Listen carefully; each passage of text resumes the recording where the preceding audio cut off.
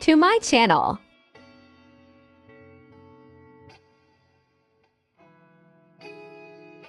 पापड़ वाले की बिक्री।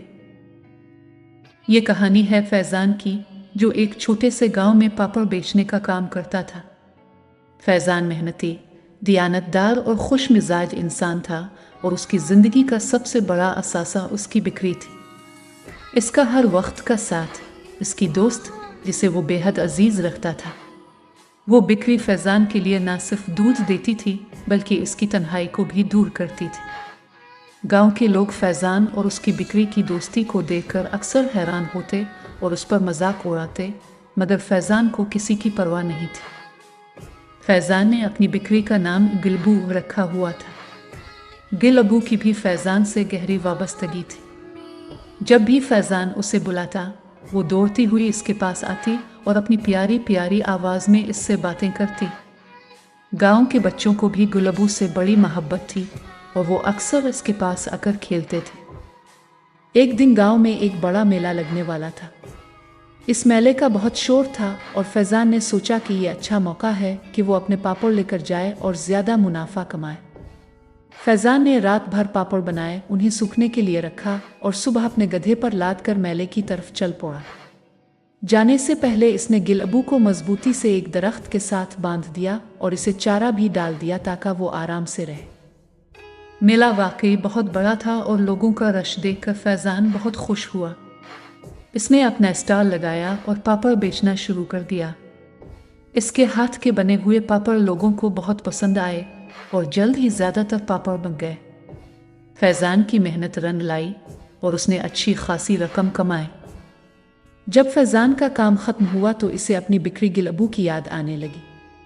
वो जल्दी जल्दी अपने पैसे समेट कर खुशी खुशी घर की तरफ चल दिया, मगर जब वो घर पहुंचा तो इसका दिल दहल गया। दरख्त के पास गिलबू मौजूद नहीं थी। फैज़ान ने घबरा कर उधर उधर देखा, मगर गिलबू का कहीं पत्ता न चला। इसने गांव के हर शख्स से पूछा, हर जगह तलाश की, मगर किसी ने इसे गिलबू के बारे में कुछ नहीं बताया। फैज़ान की हालत ऐसी थी जैसे इसकी ज़िंदगी की सबसे बड़ी खुशी छिन गई हो। वो गिलबू के बगैर खुद को तन्हा महसूस करने लगा। इसकी रोजी रोटी तो चल रही थी, मगर अब इसका दिल काम में नहीं लगता था। वो सुबह शाम गिलबू की याद में उदास रहता और सोचता कि गिलबू कहाँ चली गई होगी। कुछ लोगों ने कहा कि शायद कोई इसे चरा कर ले गया है, तो कुछ ने कहा कि वो खुद कहीं भटक गई होगी। फैज़ान ने हार मानने के बजाय गिलबू की तलाश जारी रखी। वो रोज़ रात को दूर दराज इलाकों में जाकर गिलबू को आवाज़ें देता, इसके लिए दुआ करता और गांव वालों से भी कहता कि अगर किसी को इसकी बिक्री नज़र आए तो इसे इत्तला दे। दिन गुजरते गए मगर गिलबू का कोई सुराग ना मिला।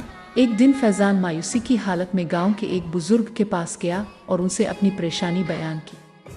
बुजुर्ग ने फैज़ान की बातें सुनकर इसे तसल्ली दी और कहा, बेटा, तुमने अपनी बिक्री से मोहब्बत और वफादारी का हक अदा किया है। कुदरत के कामों में मसलहतें होती हैं जो हमें फौरी तौर पर समझ नहीं आती। सब्र करो और अल्लाह पर भरोसा रखो। बुजुर्ग की बातों ने फैज़ान के दिल को सुकून बख्शा। उसने सब्र किया और अल्लाह से दुआ की कि अगर गिलबू का उसकी ज़िंदगी में होना नसीब में है तो वो इसे ज़रूर वापस मिल जाएगी। चंद हफ्ते बाद एक सुबह फैज़ान अपनी दुकान के सामने बैठा हुआ था कि इसने एक अजनबी को आते देखा। अजनबी ने फैज़ान से पूछा, भाई, क्या ये बिक्री तुम्हारी है? फैज़ान की नज़रें बिक्री पर पड़ते ही खुशी से चमक उठी। ये गिलबू ही थी। वो दौड़कर उसके पास गया और इसे गिले लगा लिया। बिक्री ने भी अपनी ख़ास आवाज़ में जवाब दिया, जैसे वो भी फैज़ान को देखकर खुश हो। अजनबी ने फैज़ान को बताया कि वो एक दिन जंगल में रास्ता भटक गई थी और उसने इसे अपने पास रख लिया था। जब इसे फैज़ान के बारे में पता चला तो वो इसे वापस ले आया। फैज़ान ने अजनबी का शुक्रिया अदा किया और अपनी गिलबू को दोबारा अपने पास पाकर बेहद खुश हुआ। इस दिन के बाद फैज़ान ने अपनी बिक्री का ज़्यादा ख्याल रखना शुरू कर दिया और हर वक्त उसके साथ रहता। उसने सीखा कि ज़िंदगी में जो चीज़ें हमें अजीज़ होती हैं, उन्हें खोने के बाद ही उनकी कदर का अंदाज़ा होता है। यूँ फैज़ान और गिलबू की ज़िंदगी फिर से खुशियों से भर गई और उनकी दोस्ती गांव में हमेशा के लिए एक मिसाल बन गई।